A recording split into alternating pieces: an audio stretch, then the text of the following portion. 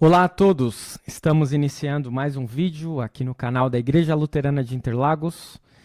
Hoje nós queremos dar continuidade ao nosso projeto A Bíblia ao longo do ano, dia 7 de setembro, feriado nacional de independência, com os capítulos 9 a 11 do livro do profeta Zacarias. Vamos juntos.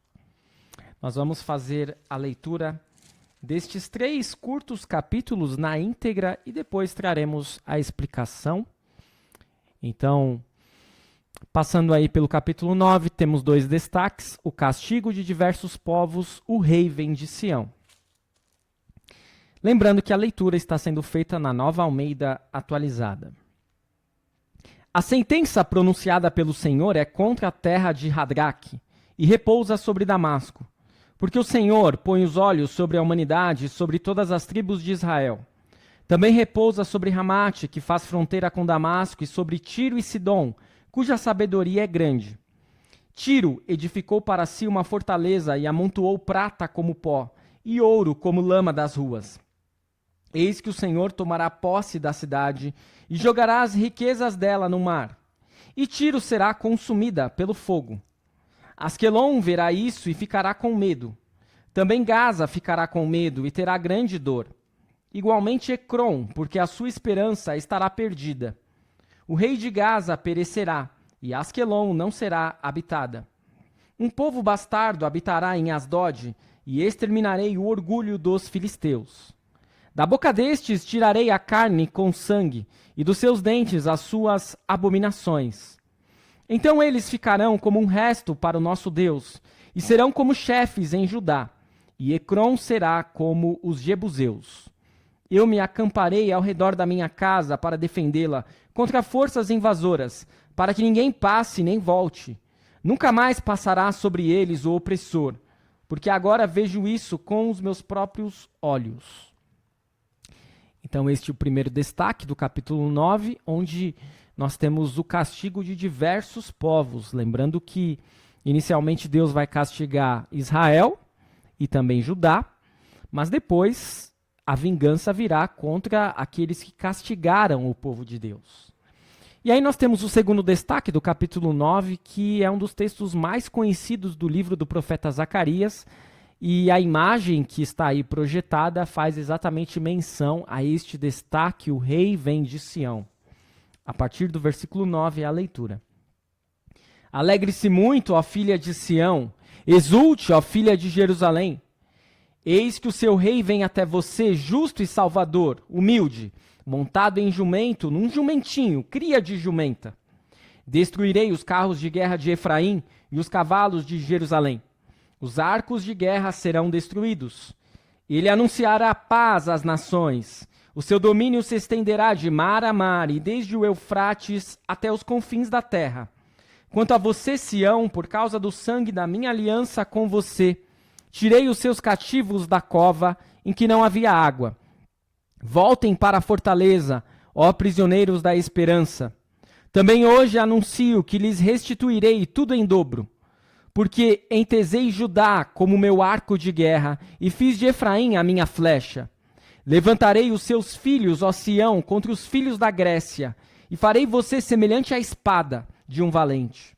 O Senhor será visto sobre os filhos de Sião, e as suas flechas sairão como relâmpago. O Senhor Deus fará soar a trombeta, e irá com os redemoinhos do sul. O Senhor dos exércitos protegerá o seu povo. Eles engolirão os inimigos e pisarão nas pedras atiradas com as fundas. Também beberão o sangue deles como se fosse vinho. Eles se encherão como as bacias do sacrifício e ficarão ensopados como os cantos do altar. Naquele dia, o Senhor seu Deus os salvará, como o rebanho do seu povo, porque eles são pedras de uma coroa e resplandecem na terra dele. Pois quão grande é a sua bondade, e quão grande é a sua formosura. O trigo fará florescer os jovens, e o vinho as moças. Até aqui a leitura do capítulo 9. Nós temos então a menção sobre como o Messias vem. Ele vem montado em um jumentinho, filho de jumenta. É um texto que se repete 2 vezes no ano da igreja. E nós temos no primeiro domingo no Advento menção a este texto e também no domingo de Ramos. Vamos à leitura do capítulo 10, versículo 1, até o 11, versículo 3, onde o destaque é: Deus abençoará Judá e Israel. Peçam ao Senhor chuva no tempo das últimas chuvas. Peçam ao Senhor que faz as nuvens de chuva, e ele lhes dará chuva abundante, e a cada um a vegetação no campo. Porque os ídolos do lar falam coisas vãs, e os adivinhos veem mentiras e contam sonhos enganadores. Oferecem consolações vazias. Por isso o povo anda como ovelhas, aflito por não ter pastor. É contra os pastores que se acendeu a minha ira. Castigarei os bodes que vão adiante do rebanho, mas o Senhor dos exércitos cuidará do seu rebanho, a casa de Judá, e fará dela o seu majestoso cavalo na batalha. De Judá sairá a pedra angular, dele a estaca da tenda, dele o arco de guerra. Dele sairão todos os chefes juntos, e serão como valentes que na batalha pisam aos pés os seus inimigos na lama das ruas. Lutarão porque o Senhor está com eles, e envergonharão os que andam montados em cavalos. Fortalecerei a casa de Judá e salvarei a casa de José. Eu os farei voltar, porque me compadeço deles, e serão como se eu não os tivesse rejeitado, porque eu sou o Senhor, seu Deus, e os ouvirei. Os de Efraim serão como um valente, e o seu coração se alegrará como se tivessem bebido vinho. Os seus filhos verão isso e se alegrarão. O seu coração exultará no Senhor. Eu lhes assobiarei e os reunirei, porque já os remi. Eles se multiplicarão como antes tinham se multiplicado. Embora eu os tenha espalhado entre os povos, eles se lembram de mim em lugares distantes. Continuarão vivos com os seus filhos e voltarão. Porque eu os farei voltar da terra do Egito e os congregarei da Assíria. Eu os trarei à terra de Gileade e ao Líbano, e não haverá lugar para todos. Passarão pelo mar de angústia, serão feridas as ondas do mar, e todas as profundezas do Nilo se secarão. Então será derrubado o orgulho da Assíria, e o cetro do Egito será removido. Eu os fortalecerei no Senhor, e eles andarão no meu nome, diz o Senhor. Abra as suas portas, ó Líbano, para que o fogo consuma os seus cedros. Chorem, ciprestes, porque os cedros caíram, porque as mais excelentes árvores foram destruídas. Chorem, carvalhos de Bazã, porque a densa floresta foi derrubada. Eis a voz de choro dos pastores, porque a sua glória foi destruída. Eis o rugido dos leõezinhos, porque o orgulho do Jordão foi destruído.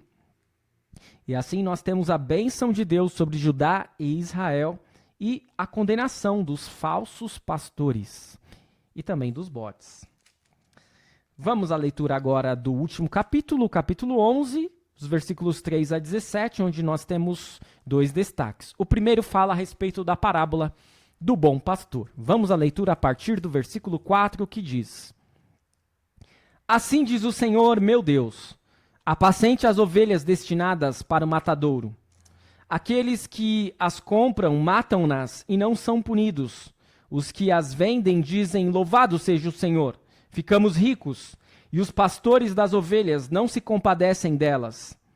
Certamente não terei mais compaixão dos moradores desta terra, diz o Senhor. Eis que eu entregarei cada um nas mãos do seu próximo e nas mãos do seu rei. Eles destruirão o país e eu não os livrarei das mãos deles. Apacentei as ovelhas destinadas para o matadouro pelos negociantes das ovelhas. Peguei 2 cajados, a um chamei graça e a outro união, e apacentei as ovelhas. Em um mês destruí 3 pastores. Perdi a paciência com eles e também eles se cansaram de mim. Então eu disse, não serei mais o pastor de vocês. Quem tiver de morrer, que morra. Quem tiver de ser destruído, que seja. E os que restarem, que cada um coma a carne do seu próximo. Peguei o cajado chamado graça e o quebrei para anular a minha aliança, que eu havia feito com todos os povos. Portanto, a aliança foi anulada naquele dia. E os negociantes de ovelhas que estavam me observando reconheceram que isto era a palavra do Senhor.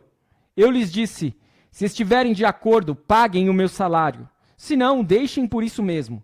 Então pesaram o meu salário, 30 moedas de prata. Então o Senhor me disse: pegue esse dinheiro, esse magnífico preço em que fui avaliado por eles, e jogue para o oleiro. Peguei as 30 moedas de prata e as joguei para o oleiro, na casa do Senhor. Depois quebrei o segundo cajado, chamado União, para romper a irmandade entre Judá e Israel. Eis a leitura deste primeiro destaque do capítulo 11, a parábola do bom pastor. E assim nós percebemos que são palavras que trazem também uma certa condenação para aqueles que não queriam mais seguir o bom pastor. Vamos ao último destaque, onde nós temos a parábola do pastor insensato. O Senhor me disse, ali a partir do versículo 15, o Senhor me disse: agora pegue os apetrechos de um pastor insensato, porque eis que eu levantarei na terra um pastor que não cuidará das ovelhas que estão perecendo, não buscará a desgarrada, não curará a que foi ferida, nem apacentará a sã, mas comerá a carne das ovelhas gordas e arrancará até os cascos delas. Ai do pastor inútil que abandona o rebanho. A espada cairá sobre o seu braço e sobre o seu olho direito. O braço ficará completamente seco e o olho direito totalmente cego. Eis a leitura do capítulo 11 do livro do profeta Zacarias. Então nós temos aí 3 capítulos que foram lidos, os capítulos 9, 10 e 11, onde o destaque é exatamente Israel e as nações. Para as mudanças que diferenciam os capítulos 9 a 14 dos capítulos 1 a 8, nós precisamos entender exatamente que parece que existe uma separação, né, uma divisão muito clara no livro de Zacarias. Até o capítulo 8 nós temos visões, e do capítulo 9 em diante nós temos um outro enfoque. O capítulo 9 mostra como Deus conquista terras e cidades vizinhas e anuncia a chegada alegre do Messias para tomar posse da terra. Ele viria montado num jumento e não num cavalo de guerra, para inaugurar um reino de paz. Todos os antigos inimigos de Israel cairiam diante dele, não haveria mais opressão. Os filisteus seriam assimilados pelo povo de Israel, assim como muito tempo antes havia acontecido com os jebuseus, de quem Davi havia tomado a cidade de Jerusalém. Os cativos judeus seriam libertos, e o poder militar de Israel se igualaria ao da Grécia, que estava em ascensão. Deus seria a proteção e salvação do seu povo. Depois, no capítulo 10, nós vemos que quem deixa os campos verdes e torna a terra um lugar fértil é Deus, e não os ídolos. Sem um líder, o povo de Deus anda errante como um rebanho que se perdeu, presa fácil para adivinhos e intérpretes de sonhos. Mas Deus se compadece do rebanho errante. Ele viria em seu socorro, a exemplo do que faz um pastor. Todos seriam trazidos de volta para casa. O versículo 3 retoma o tema da vitória. Deus à frente dos seus exércitos, fazendo milagres pelo seu povo. Por último, capítulo 11, nós temos o poema dos versículos 1 a 3, onde é um lamento irônico pelas florestas destruídas do Líbano e de Bazã. O versículo 4 volta aos símbolos do pastor e do rebanho, os líderes da nação e seu povo. O profeta é enviado para pastorear o rebanho de Deus, mas o povo prefere a exploração ao cuidado genuíno de um bom pastor. Assim, Deus envia o seu profeta para ser aquele líder inútil que eles aparentemente queriam. A aliança com Deus foi quebrada e a nação está dividida.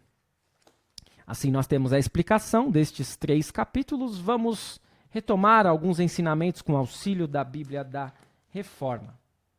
Vimos então no capítulo 9, a obra salvífica do Senhor em favor do seu povo é predita, usando ilustrações baseadas na história do Antigo Testamento.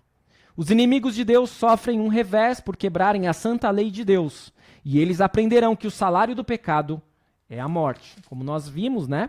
Deus vai começar a castigar os inimigos do seu povo.